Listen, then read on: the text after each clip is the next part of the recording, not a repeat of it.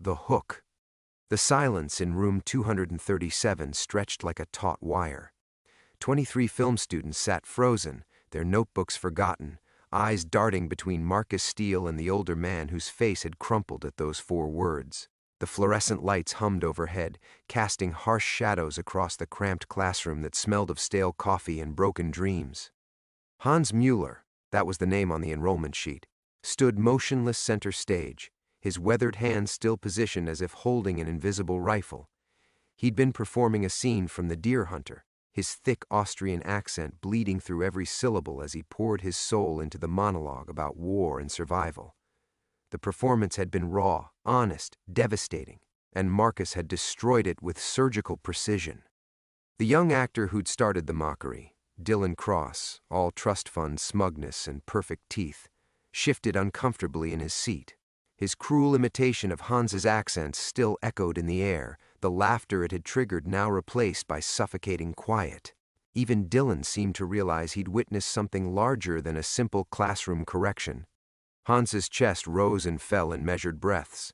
His pale blue eyes, eerily familiar in a way that made Marcus's skin crawl, held no anger, only a profound disappointment that cut deeper than any screaming match.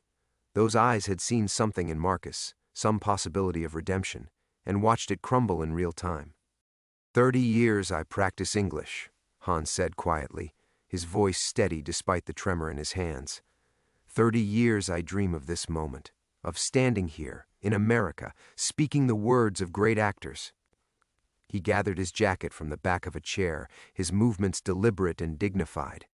I think maybe the boy was wrong about teachers here.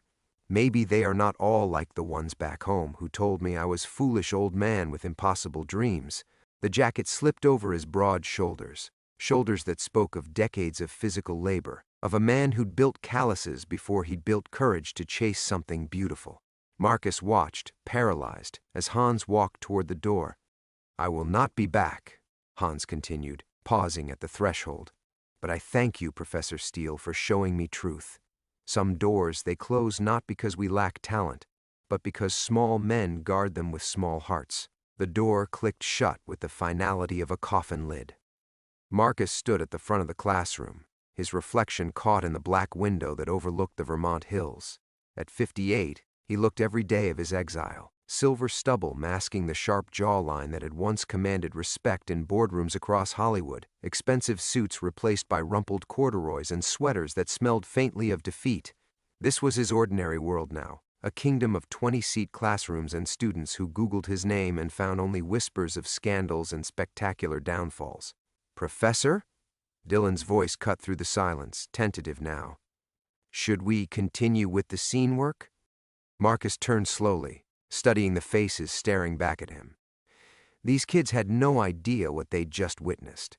To them, this was just another Tuesday afternoon, another old foreign guy with unrealistic aspirations getting a reality check from a professor who'd been around long enough to know better. They didn't see the ghost that had just walked out of the room. They couldn't feel the weight of history repeating itself like a perfectly crafted screenplay, beat for beat, line for line. Class dismissed, Marcus said, his voice hoarse. The students exchanged glances but didn't argue. Backpacks zipped. Chairs scraped against linoleum. Conversations resumed in hushed tones as they filed out. Dylan lingered, clearly hoping for approval or acknowledgement of his role in exposing the old man's limitations. Professor Steele? I just wanted to say, get out. The words came out sharper than Marcus intended. Dylan's face flushed, but he left without another word. Alone now, Marcus sank into his desk chair and pulled out his phone. His fingers hovered over the keyboard, muscle memory guiding him to a search he'd performed countless times over the years. Arnold Schwarzenegger news. Arnold Schwarzenegger latest movie. Arnold Schwarzenegger net worth. The results painted the same picture they always did. Global icon, successful politician, beloved action hero, estimated worth over $400 million. A man who'd transcended every limitation anyone had ever tried to place on him. A man whose brother had just walked out of Marcus's classroom. Because as Hans Mueller had turned to leave, Marcus had finally placed those pale blue eyes, that particular set of the jaw, the way the man carried himself despite the accent that others mocked. The resemblance wasn't coincidence, it was DNA. The question that made Marcus's blood run cold wasn't how Hans had found him, it was why. After 36 years, why now? Why this elaborate setup, this test he'd so spectacularly failed? And most terrifying of all, who else knew he was here? If this story is hitting close to home, hit that follow button, because tomorrow's chapter reveals the phone call that changes everything. And tell us in the comments, have you ever had a moment you wish you could take back? We're reading every single one. The phone buzzed against the desk like an angry insect. Marcus stared at the screen. Unknown number, area code 310, Los Angeles. His finger hovered over the decline button, but something made him answer. Marcus Steele. Jesus Christ. You really did it again. The voice hit him like a freight train carrying 36 years of buried guilt. Lou Castellano, his former agent, sounded exactly the same. Gravel and cigarettes wrapped in designer disappointment. Marcus hadn't heard from Lou since the restraining order expired. How did you get your number? Kid, I've been tracking your pathetic little exile since day one. You think hiding in Vermont makes you invisible? Please. Lou's laugh was razor wire. But that's not why I'm calling. I'm calling because Hans Mueller just posted a very interesting video on social media. Want to guess what it shows? Marcus's blood turned to ice water. The classroom had felt empty, isolated, but phones were everywhere now. Always recording, always watching. I don't know what you're talking about. The hell you don't. 23,000 views and climbing. Film professor destroys student's dream. Beautiful cinematography. Really, captures your dead eyes when you deliver that kill shot. The comments are particularly entertaining. Lots of people making connections to your glory days. Marcus's laptop sat closed on his desk, a Pandora's box he didn't dare open. What do you want, Lou? Want? I want to grab some popcorn and watch your second career implode in real time. But I'm calling as a courtesy, professional courtesy for old time's sake. Lou's voice dropped to that dangerous whisper Marcus remembered from their worst negotiations. You destroyed Arnold's brother, Marcus. On camera. His baby brother, who's been quietly pursuing acting for decades without trading on the family name. Arnold's protective of that family in ways that would make a grizzly bear weep. The walls of room 237 seemed to close in around Marcus. His hands shook as he processed the implications. Hans hadn't just been some random student. This was orchestrated, calculated, a trap 36 years in the making. Arnold doesn't know Arnold's known exactly where you are since you crawled out of rehab and slithered to Vermont. You think the great Arnold Schwarzenegger can't afford decent surveillance? Kid, he's probably got satellite footage of your morning coffee runs. Lou paused, letting that sink in. The question isn't whether he knows where you are. The question is what he's planning to do about his brother's very public humiliation. Marcus closed his eyes, remembering the weight of Hans's disappointment. That look of recognition, not just of Marcus's cruelty, but of something deeper. Hans had come expecting redemption, hoping 15 years had changed the man who'd once crushed his brother's spirit in a Hollywood screening room. Instead, he'd found the same monster wearing a professor's cardigan.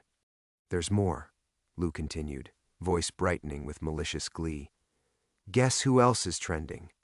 Your star student, Dylan Cross. Turns out his daddy's very connected in certain circles. The kind of circles that don't appreciate their golden boys being associated with viral videos about crushing immigrant dreams. Young Dylan's about to learn what happens when you pick the wrong target for your comedy routine. Marcus thought of Dylan's smug face, the casual cruelty in his mockery. The kid had no idea he'd just stepped into a decades-old vendetta that would chew him up and spit him out. Why are you telling me this? 'Cause I want you to understand exactly how fucked you are before it happens. See, I was there that night in '87. I watched you destroy Arnold's screen test like you were swatting a fly. I saw his face when you told him to stick to flexing. You cost me millions in commissions over the years, but watching you get what's coming, that's worth more than money. The connection went dead, leaving Marcus alone with the humming fluorescence and the weight of inevitability. He thought about his small life here, the Tuesday faculty meetings, the weekend trips to Stella's books where the owner, Martha, always saved him the new film biographies, the quiet dinners at Romano's where the waitress knew his order and didn't care about his past. Martha. The thought hit him like a physical blow. Sweet, brilliant Martha who'd slowly become his anchor in this small-town exile. She knew about his Hollywood past in vague terms but had never pushed for details. Their relationship had blossomed slowly, carefully, built on late-night conversations about books and movies and the possibility of second chances. What would happen to her when the storm finally broke? When the cameras arrived and the truth spilled out across every entertainment blog and social media platform, Martha's bookstore survived on the goodwill of a tight-knit community that valued privacy and quiet dignity. Marcus pulled up her contact on his phone, then hesitated. What could he possibly say? How do you warn someone that your past is about to destroy everything you've built together? Outside, the Vermont hills stretched into darkness, beautiful and indifferent. Somewhere out there, Arnold Schwarzenegger was probably watching a video of his brother's humiliation, remembering his own wounds, calculating his response. The hunter had finally found his prey. Marcus sat in the dark for 20 minutes, phone dead in his hands, before the envelope appeared. He almost missed it. A cream-colored rectangle that hadn't been there when he'd entered room 237 that afternoon. It lay centered on his desk like an accusation, his name written across the front in handwriting that made his chest tighten with recognition. Thick black ink, European flourishes, the kind of penmanship they'd stopped teaching in American schools decades ago. Professor Marcus Steele, not Dr. Steele, not Mr. Steele, just his name, written by someone who knew exactly who he used to be. Marcus's fingers trembled as he lifted the envelope. Heavy paper, expensive, the kind of stationery that spoke of old money and older grudges. No return address, but the faint scent of bergamot clung to the paper. Earl Grey tea, maybe, or expensive cologne.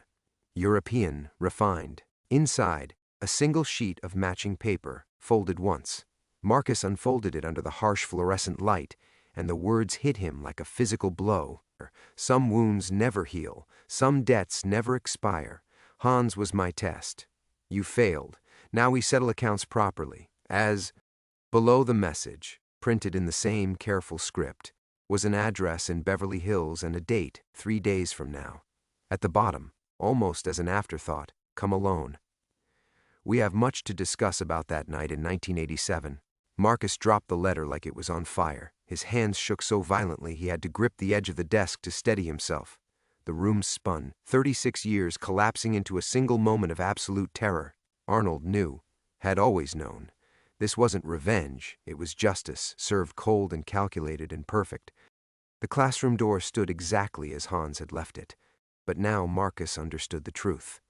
His brother hadn't stumbled into this small Vermont college by accident. Every detail had been orchestrated, the enrollment under a different surname, the choice of that particular monologue, even Dylan's cruel interruption. All of it designed to test whether Marcus Steele had truly changed or whether the monster still lurked beneath the professor's tweedy exterior. Marcus thought back to that night in 1987, to the screening room at Paramount where Arnold had performed his heart out for a room full of Hollywood power brokers. The accent had been thick then, almost impenetrable, but the raw talent had been undeniable. The determination in those pale blue eyes, the same eyes Marcus had just crushed in his classroom, had been absolute, and Marcus had destroyed him with surgical precision. Not because the performance was bad, but because he could. Because crushing dreams had been his specialty, his trademark, the thing that made him legendary in a town built on broken hopes. Stick to flexing, kid. Leave the acting to Americans. The words had drawn laughter from the room, career-killing laughter that had followed Arnold for years. Marcus had been at the height of his power then, the golden boy director whose opinion could make or break careers with a single sentence. He'd wielded that power like a scalpel, cutting deep just to watch the bleeding. But Arnold hadn't stayed down. He'd clawed his way back, built an empire on the foundation of that humiliation, proved every single person in that room wrong. The accent that Marcus had mocked had become iconic. The dreams Marcus had crushed had transformed into a legacy worth hundreds of millions. And now the bill had come due. Marcus's phone buzzed. A text from Martha. Coffee tomorrow morning? Got that new Scorsese biography you wanted? Sweet, innocent Martha, who had no idea she was about to be collateral damage in a war that started before she was born. Marcus stared at her message, thinking of her bookstore with its hand-painted sign and mismatched chairs, the way she hummed while shelving returns, how she'd never once asked about the shadows that haunted his past. He typed and deleted a dozen responses before settling on, "Rain check? Something's come up." The lie tasted like ash. Everything in his carefully constructed Vermont life suddenly felt fragile as spun glass. His tenure, his relationship with Martha, his small circle of colleagues who'd grown to respect him.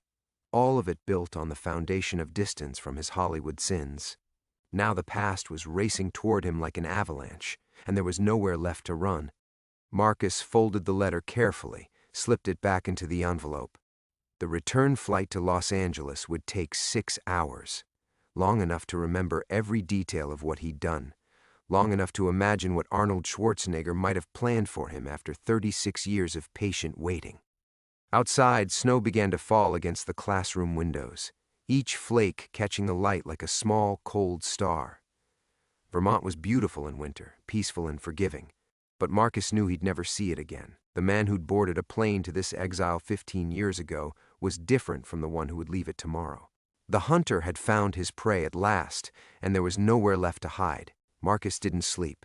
Instead, he sat by his apartment window until dawn, watching Vermont transform under fresh snow, trying to convince himself that running was still an option. By morning, the fantasy felt as thin as the ice coating his fire escape. He called in sick to the college, the first time in 15 years, and spent the day pacing his small living room like a caged animal. Every rational part of his mind screamed the same message: ignore the letter, stay in Vermont, let lawyers handle whatever legal threats might follow. Arnold Schwarzenegger was a public figure now, a former governor. He couldn't simply make people disappear. Could he? Marcus found himself researching flights to Los Angeles, then deleting the browser history. He drafted resignation letters to the college, then tore them up. He even called a locksmith about changing his apartment locks, as if better deadbolts could keep out 36 years of accumulated guilt. The video found him anyway. By afternoon, his phone exploded with notifications. Old colleagues from his Hollywood days, people he hadn't spoken to in over a decade, suddenly reaching out with messages that dripped false concern and barely concealed glee. The video had made it beyond social media into the entertainment blogs. Disgraced director's Vermont meltdown. Marcus Steele destroys student dreams again. Hollywood's most hated man still destroying careers. Each headline felt like a nail in a coffin he'd been building for 15 years.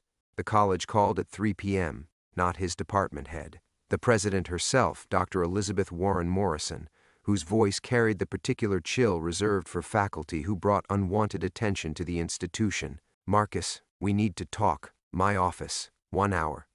The walk across campus felt like a funeral march.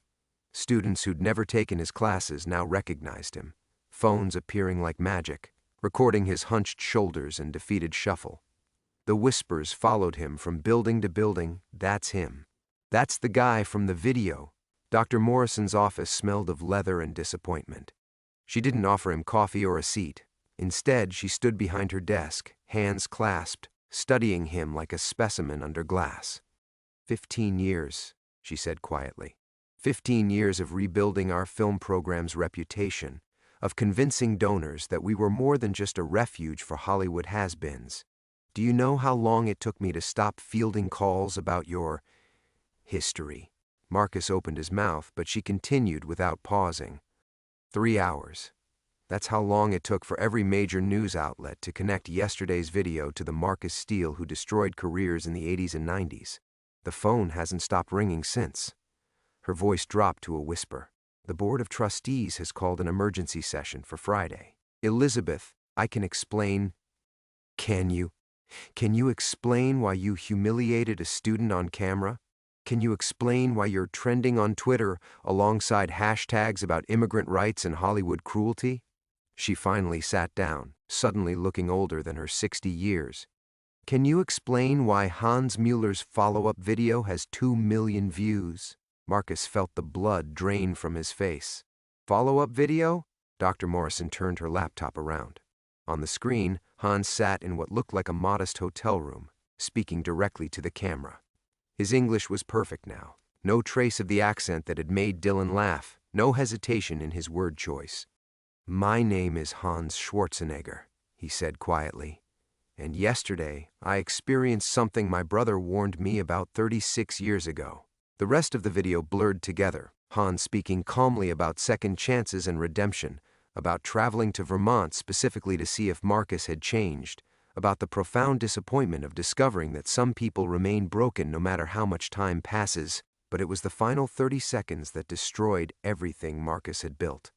Hans looked directly into the camera, and those pale blue eyes, so much like Arnold's, held nothing but pity.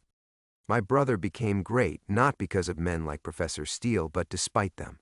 I had hoped to find evidence that even cruel people can grow, can change, can learn to build instead of destroy. Instead, I found proof that some wounds never heal, they just find new ways to bleed."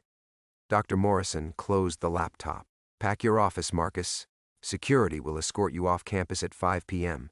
Your termination will be effective immediately." The words hit him like physical blows. "You can't, my tenure." "Moral turpitude clause. Check your contract." She stood again, walked to the window overlooking the campus quad where students moved between classes like antibodies attacking an infection. 15 years of good behavior doesn't erase a lifetime of cruelty. We should have remembered that. Marcus stumbled out of Morrison Hall like a drunk campus security already waiting to escort him to his office. The snow had stopped, but the cold bit through his jacket anyway. Students watched from classroom windows as the famous Professor Steele, the mysterious Hollywood exile who'd given their little college a hint of glamour, was finally revealed as just another monster in an expensive coat. By evening, Vermont felt like a tomb. Marcus sat surrounded by boxes in his empty office, Arnold's letter still burning in his jacket pocket. 3 days to Los Angeles. 3 days to face whatever justice the Schwarzenegger family had planned for him. Outside, the mountains stood silent and indifferent, beautiful and forever out of reach. The drive to Burlington Airport took Marcus through every mile of the life he was leaving behind. Past Romano's, where his Tuesday night table sat empty under dim lighting. Past Martha's bookstore, its hand-painted sign dusted with snow, the windows dark at 7 a.m. Past the college where security cameras had probably already erased him from their digital memory. His rental car's heater struggled against the Vermont cold, but Marcus barely noticed. The letter sat folded in his jacket pocket, its weight more substantial than paper and ink had any right to be. 3 days had become 18 hours. The red-eye to LAX would land him in Los Angeles by dawn, leaving him a full day to remember exactly why he'd fled that city 15 years ago. The airport parking garage echoed with his footsteps, hollow final sounds that seemed to announce the end of everything. Marcus had packed light, a single suitcase, his laptop, and the growing certainty that he wouldn't be coming back. Vermont had been exile, but it had also been sanctuary. Whatever waited for him in Beverly Hills would be neither. The departure board glowed like a confession. Flight 447 to Los Angeles, on time, gate B3. Marcus bought his ticket with cash, an old habit from his paranoid Hollywood days that suddenly felt prophetic. No credit card trail, no digital footprint, as if anonymity could still save him. The gate area was nearly empty at this hour, just a handful of business travelers and one tired family with sleeping children. Marcus chose a seat facing away from the windows, unable to bear another look at the mountains that had sheltered him for 15 years. On his phone, the notifications kept multiplying like cancer cells. Journalists, former colleagues, curiosity seekers drawn to the scent of blood in the water. One name made him pause. Bradley Chen, missed call, 7. Bradley. His old assistant director, one of the few people who'd remained loyal even after the scandal broke. If Bradley was calling after 15 years of silence, the situation was worse than Marcus had imagined. He dialed back, dreading the conversation. "Jesus, Marcus, where the hell are you?" Bradley's voice carried that particular strain that came from fielding calls from reporters. "I've got every entertainment journalist in LA trying to track you down. I'm coming back." The words felt like lead in his mouth. "I'll be there tomorrow morning." Coming back? Are you insane? This town will eat you alive. The Hans video is everywhere. CNN, Fox, fucking TMZ has a helicopter circling Arnold's Brentwood house. You need to disappear until this dies down. Marcus closed his eyes, remembering Hans's final look of disappointment. It's not going to die down, Brad. Not this time. A long pause. When Bradley spoke again, his voice was quieter, more careful. Marcus, there's something else. Something you need to know before you land. Another pause, longer this time. Arnold's not the only one who's been waiting for this.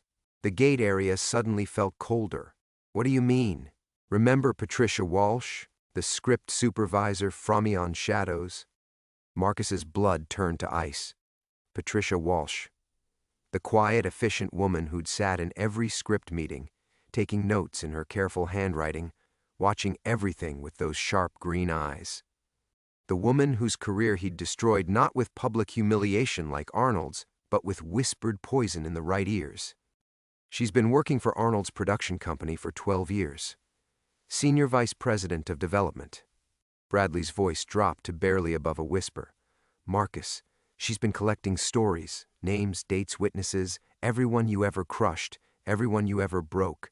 She's been building a case file.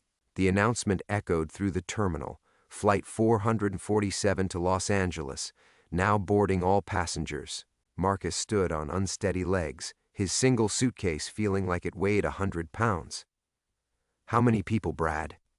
I don't know. Dozens, maybe more. And Marcus? Bradley's voice cracked slightly. Dylan Cross is missing. Kid disappeared from his dorm room yesterday afternoon. Campus security found his phone smashed in a parking lot. The connection to Los Angeles suddenly felt like stepping into a meat grinder. Marcus thought of Dylan's smug face, his casual cruelty, the way he'd laughed at Hans's accent. The boy had no idea he'd become collateral damage in a war that started decades before he was born. This isn't just about revenge anymore, Bradley continued. This is about justice, real justice, with lawyers and federal prosecutors and people who remember every single career you destroyed. Arnold didn't just want to hurt you, Marcus. He wanted to end you. Marcus walked toward the gate, each step feeling like a condemned man's march to the gallows. Behind him, Vermont disappeared into darkness and snow. Ahead, Los Angeles waited with 36 years of accumulated debt, interest compounding daily, the bill finally come due. The flight attendant smiled as she scanned his boarding pass, her expression polite and unknowing. She had no idea she was helping deliver a lamb to slaughter. Welcome aboard, she said pleasantly. Enjoy your flight. Marcus stepped into the plane's cabin, leaving his sanctuary forever. The plane's cabin felt like a pressurized coffin, 30,000 feet above the reckoning that awaited him in Los Angeles. Marcus settled into his window seat, watching Burlington's lights shrink to pinpricks below, when his phone buzzed one final time before airplane mode would silence it forever. A text from an unknown number enjoyed Hans's performance yesterday. The boy has real talent, don't you think? See you soon. A. Arnold, texting him personally, like an old friend making casual conversation. The casual intimacy of it made Marcus's stomach lurch worse than the plane's ascent, but it was the attachment that stopped his breathing entirely. A photograph, clearly taken from somewhere inside his classroom. The image showed the exact moment of Dylan's cruel laughter, but the camera angle was wrong. Too high, too perfectly positioned to capture both Dylan's sneering face and Marcus's mounting rage. This wasn't security footage or a student's phone recording. Someone had been there, hidden, documenting everything with professional precision. Marcus zoomed in on the photo's metadata, his hands trembling. The timestamp showed it was taken 3 seconds before Dylan's interruption, meaning the photographer had known exactly when the cruelty would strike. The revelation hit him like ice water. Dylan's interruption hadn't been spontaneous teenage cruelty. It had been choreographed, timed, directed from the shadows. Even Dylan, arrogant, entitled Dylan who'd laughed at Hans's accent, had been nothing more than another actor in Arnold's elaborate production. Marcus's mind raced backward through the semester, reimagining every interaction with Hans, the shy questions after class, the careful way he'd chosen that particular Chekhov monologue, even his apparent nervousness during the performance. None of it had been real. Hans Schwarzenegger wasn't just a good actor, he was extraordinary, capable of sustaining a character for months without a single break. The Austrian accent that had triggered Marcus's cruelty wasn't even Hans's natural speaking voice. The man was probably American-born, trained at Juilliard or Yale, coached to perfection by his famous brother. Every stammered question, every moment of apparent vulnerability, every time Marcus had felt protective of the earnest immigrant pursuing his dreams, all of it had been performance art, designed to expose the monster lurking beneath Marcus's carefully constructed professorial facade. But the cruelest twist was yet to come. Marcus scrolled through his phone, pulling up the college's enrollment records that he still had access to for another few hours. Hans Mueller, or rather, Hans Schwarzenegger, hadn't just enrolled randomly in his workshop. He'd specifically requested Marcus's advanced acting class, despite being new to American performance techniques. The college had even waived the prerequisites based on a personal recommendation letter. A letter signed by Patricia Walsh. The name hit Marcus like a physical blow. Patricia hadn't just been collecting evidence against him. She'd been actively engineering his destruction, placing Hans in his classroom like a landmine waiting to explode. Every detail had been calculated. The timing of the semester, Dylan's enrollment in the same workshop, even the choice of that particular Chekhov piece that would require such emotional vulnerability. Marcus remembered Patricia from Thanian Shadow's production. Quiet, methodical, brilliant in ways that had threatened his ego. He'd destroyed her career not with public humiliation like Arnold's, but with something far more insidious. Whispered accusations of incompetence, subtle suggestions that she was difficult to work with, carefully planted doubts about her professionalism. Death by 1,000 small cuts, impossible to trace back to its source. She'd been young then, maybe 25, fresh out of film school with dreams of changing Hollywood from within. Marcus had crushed those dreams with surgical precision, not because she deserved it, but because her quiet competence made his own shortcuts and cruelties look shabby by comparison. Easier to destroy her than to improve himself. Now she was senior vice president at Arnold's production company, and she'd spent over a decade turning the tables with the same methodical precision Marcus remembered. The student had become the master, and the lesson was about to begin. The plane leveled off, and Marcus finally understood the true scope of what awaited him in Los Angeles. This wasn't just Arnold's revenge. It was a collaborative masterpiece, years in the making, involving dozens of people whose lives he'd casually destroyed. Hans's performance in Vermont had been the final test, the last chance for Marcus to prove he'd changed. Instead, he'd failed spectacularly, revealing himself to be the same monster who'd mocked a young Austrian bodybuilder's dreams 36 years ago. Marcus closed his eyes, remembering his last words to Hans. "You're embarrassing yourself and wasting everyone's time." The same casual cruelty, delivered with the same devastating precision. He'd learned nothing, changed nothing, grown nothing in all his years of exile. Arnold's four-word reply echoed in his memory, but now Marcus finally understood the truth. Those words hadn't been spoken in 1987 in some Paramount screening room. They were waiting for him in Beverly Hills, the final lines in a script 36 years in the making. The plane carried him toward judgment, and for the first time since this began, Marcus realized he deserved every moment of what was coming. The plane touched down at LAX as dawn broke over Los Angeles, painting the smog-shrouded skyline in shades of amber and regret. Marcus emerged from the terminal into the familiar assault of California morning, palm trees swaying in warm wind, the distant hum of traffic on the 405, and the unmistakable scent of ambition mixed with exhaust fumes. After 15 years in Vermont's clean mountain air, Los Angeles felt like breathing through gauze. His phone exploded back to life the moment he turned off airplane mode. Dozens of missed calls, hundreds of texts, and a notification that made his blood freeze. "Your location has been shared with Arnold Schwarzenegger." Marcus spun around, scanning the arrival area with paranoid intensity. Travelers flowed past him like water around a stone. Business executives, tourists with cameras, families reuniting with tears and laughter. Any one of them could be watching him. After the revelation about Dylan's orchestrated cruelty, Marcus no longer trusted his ability to distinguish friend from enemy. A black town car idled at the curb, its driver holding a sign that read simply "Steal." The man behind the wheel looked familiar, weathered face, graying hair, the kind of quiet competence that had once made him invaluable on film sets. Marcus approached cautiously, recognition dawning like a migraine. "Tommy Brennan," Marcus whispered. The former stunt coordinator nodded without warmth. "Been waiting 35 years for this ride, Marcus." He popped the trunk with mechanical efficiency. "Get in. We're already behind schedule." Tommy had been one of Marcus's earliest victims, a union organizer whose safety complaints on the Midnight Chrome set had threatened production. Marcus had destroyed him with surgical precision. A few phone calls to the right executives, carefully planted suggestions about drinking problems that didn't exist, subtle questions about his reliability. Tommy's blacklisting had been so complete that he'd disappeared from Hollywood entirely. Now here he was, driving Marcus toward his reckoning like Karen ferrying souls across the Styx. The car pulled away from LAX and merged into traffic that moved with the sluggish inevitability of fate. Through tinted windows, Marcus watched the city he'd once ruled transform around him. Billboards advertised movies directed by people he'd never heard of. Studio lots bore new names, new logos, evidence of an industry that had evolved without him. "How many of you are there?" Marcus asked quietly. Tommy glanced in the rearview mirror, his eyes holding 35 years of accumulated anger.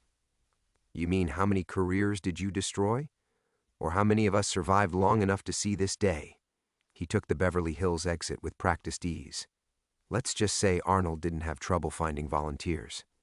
They drove in silence through neighborhoods where Marcus had once owned power and influence, past agencies that no longer returned his calls, past restaurants where he'd held court at corner tables, past the homes of executives who'd written him out of their lives like editing a mistake from a final cut.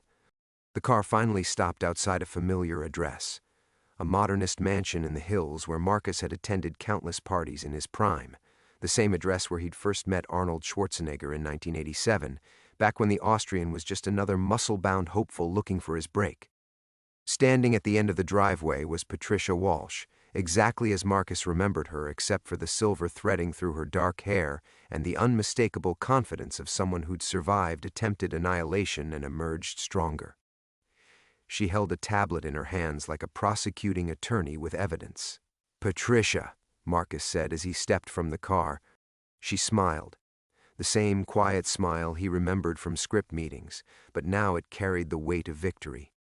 "Hello, Marcus. You look older." She gestured toward the house. "He's waiting for you. We're all waiting for you." Marcus climbed the familiar steps, each one feeling like a confession. The front door opened before he could knock, revealing a figure he hadn't seen in person for 36 years. Arnold Schwarzenegger stood in the doorway, no longer the uncertain bodybuilder Marcus had humiliated, but a man who'd conquered every arena he'd entered. Governor, movie star, global icon, everything Marcus had once prevented him from believing he could become. "Marcus," Arnold said quietly, his accent still noticeable but transformed into an instrument of power rather than vulnerability. "Welcome back to Los Angeles." Behind Arnold, the house opened into a living room filled with faces Marcus recognized. Every career he'd destroyed, every dream he'd crushed, every person he'd broken for sport or convenience. They sat in chairs arranged like a tribunal, waiting for justice 36 years in the making. Tommy Brennan took his place among them, his job as ferryman complete. Patricia Walsh entered last, closing the door behind her with the finality of a tomb sealing shut. Marcus stood alone in the center of the room, surrounded by ghosts made flesh, while Arnold Schwarzenegger prepared to deliver the 4 words that would end everything Marcus had ever been or hoped to become. Arnold's presence filled the room with the gravitational pull of accumulated power. The uncertain young man Marcus had once crushed was gone, replaced by someone who'd weaponized every scar into strength. The famous smile was absent now. This was the Arnold who'd negotiated with world leaders, commanded armies of voters, built empires from the wreckage of what Marcus had tried to destroy. "Sit," Arnold said, gesturing to a single chair positioned in the center of the room like a defendant's dock. Marcus remained standing, his eyes cataloging the faces surrounding him. 37 people in total, he counted. Script supervisors, stunt coordinators, cinematographers, sound engineers, the invisible army that actually made movies while directors like Marcus took credit. Every person whose career he'd poisoned with whispered lies or casual cruelty. You want to know the exact moment I decided to destroy you? Arnold's voice carried the measured cadence of someone who'd rehearsed this speech for decades. It wasn't when you mocked my accent in front of the studio executives. Wasn't when you told Paramount I'd never be more than a novelty act. Marcus's throat tightened. He remembered that screening room, the laughter he'd orchestrated at Arnold's expense, the careers he'd built on the foundation of other people's humiliation. It was what you said after, Arnold continued, stepping closer. When that young script supervisor, Patricia, tried to defend me, do you remember what you told her? The memory surfaced like a knife through water. Patricia, barely 25 and fresh from film school, standing up to suggest that Arnold's accent could be an asset for certain characters. Marcus's response had been swift and surgical. Stick to writing notes, sweetheart. Leave the creative decisions to people who understand this business. You didn't just mock me, Arnold said. You taught an entire room that cruelty was acceptable, that destroying someone's confidence was just another tool in the Hollywood toolkit. Patricia stepped forward, her tablet displaying what looked like organizational charts. We've been documenting the pattern for 12 years, 147 careers damaged or destroyed by your direct actions, 63 people who left the industry entirely, 12 who never recovered financially. The numbers hit Marcus like physical blows. He'd always told himself that casualties were acceptable, necessary sacrifices for the greater good of making movies. Now, faced with the arithmetic of his cruelty, the justifications crumbled. But Hans, Marcus said desperately, in Vermont, he performed that scene, made me believe that you'd changed? Arnold's laugh was sharp as glass. My brother is a remarkable actor. Trained at RADA, speaks 4 languages without an accent when he chooses to. But we needed to know if Marcus Steele was still the monster who destroyed careers for sport. The room was absolutely silent now. 37 pairs of eyes focused on Marcus with the intensity of a firing squad. He felt the walls closing in, decades of accumulated guilt pressing down like water on a drowning man. Dylan Cross was never supposed to be there, Patricia said quietly. His enrollment was unexpected, but his cruelty toward Hans provided the perfect test. Would you protect someone vulnerable, or would you reveal your true nature? Marcus closed his eyes, remembering his words to Hans. You're embarrassing yourself and wasting everyone's time. The same casual destruction he'd perfected 36 years ago, delivered with surgical precision to someone he'd believed was defenseless. I thought I'd changed, he whispered. But you hadn't. Arnold's voice carried no satisfaction, only the weight of inevitable judgment. You'd simply removed yourself from situations where your cruelty could flourish. Given the right circumstances, the same monster emerged. The faces around him weren't celebrating, Marcus realized. There was no joy in this victory, no pleasure in his destruction. These were people who'd survived professional assassination and rebuilt their lives through sheer will. They'd orchestrated this reckoning not from cruelty, but from necessity, the same surgical precision Marcus had once used against them. What do you want? Marcus asked, though he already knew the answer. Arnold reached into his jacket and withdrew a single sheet of paper. A confession, Marcus realized. A detailed admission of every career destroyed, every dream crushed, every casual act of professional murder he'd committed over 2 decades in power. Sign it, Arnold said. Admit what you did to every person in this room. Take responsibility for the pattern of destruction that was your career. Marcus looked at the document with its carefully typed paragraphs detailing decades of cruelty. His signature would end everything. His pension from the Directors Guild, his teaching position, any possibility of redemption or resurrection. It would be professional suicide. But as he looked around the room at the faces of his victims, Marcus finally understood that redemption had never been an option. Some monsters could be reformed, others could only be contained. Arnold held out a pen, his expression implacable. Your career is over, Arnold said quietly, each word dropping like a gavel. It ends here. The 4 words Marcus had fled across a continent to avoid. not shouted in anger or delivered with theatrical flourish, but spoken with the quiet finality of justice finally served. Marcus took the pen with trembling fingers and began to sign his name. Arnold collected the document, studying Marcus's signature with the same methodical attention he'd once brought to bodybuilding, to acting, to politics. Each endeavor conquered through discipline and the kind of patience that could wait 36 years for justice. "Stand up," Arnold said quietly. Marcus rose on unsteady legs, expecting handcuffs or lawyers or the flash of cameras documenting his destruction. Instead, Arnold walked to the window overlooking Los Angeles. The city spread below them like a circuit board of broken dreams and manufactured hope. "I became governor of California," Arnold said, his back still turned.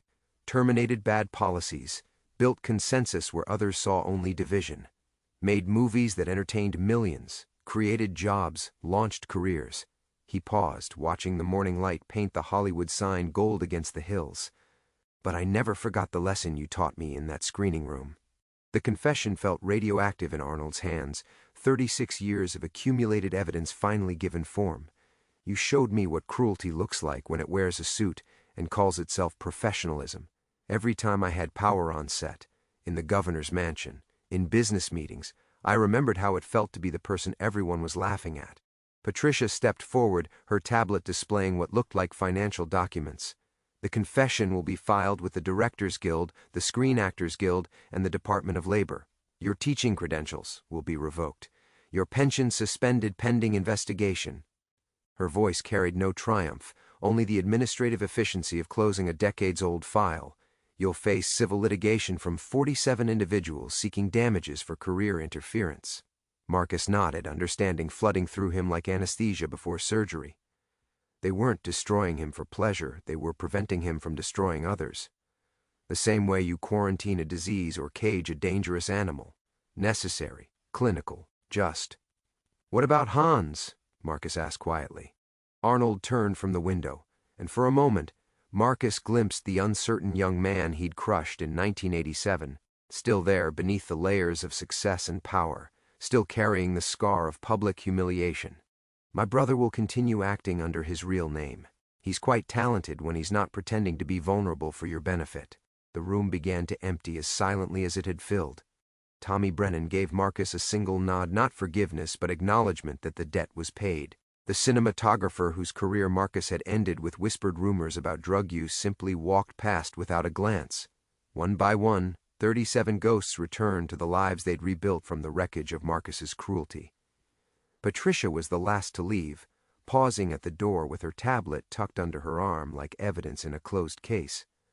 "For what it's worth," she said quietly, "I hope you find something resembling peace, but far away from places where you can hurt anyone else." Then Arnold and Marcus were alone in the empty room, the confession lying on a coffee table between them like a treaty ending a war neither of them had wanted to fight. "I was 23 when you destroyed me," Arnold said, settling into the chair opposite Marcus. "Believed I could become anything in America if I worked hard enough. You taught me that talent and effort meant nothing if the wrong person decided you didn't belong." Marcus stared at his hands, remembering the casual cruelty of that long-ago screening room. "I don't know why I did it. You were different, confident in ways that threatened something in me. Because you knew I would succeed despite you." Arnold's voice held no anger now, only exhaustion. "And you were right. I became everything you said I never could, but I had to carry your cruelty with me every step of the way, like shrapnel near the heart, too dangerous to remove, impossible to forget."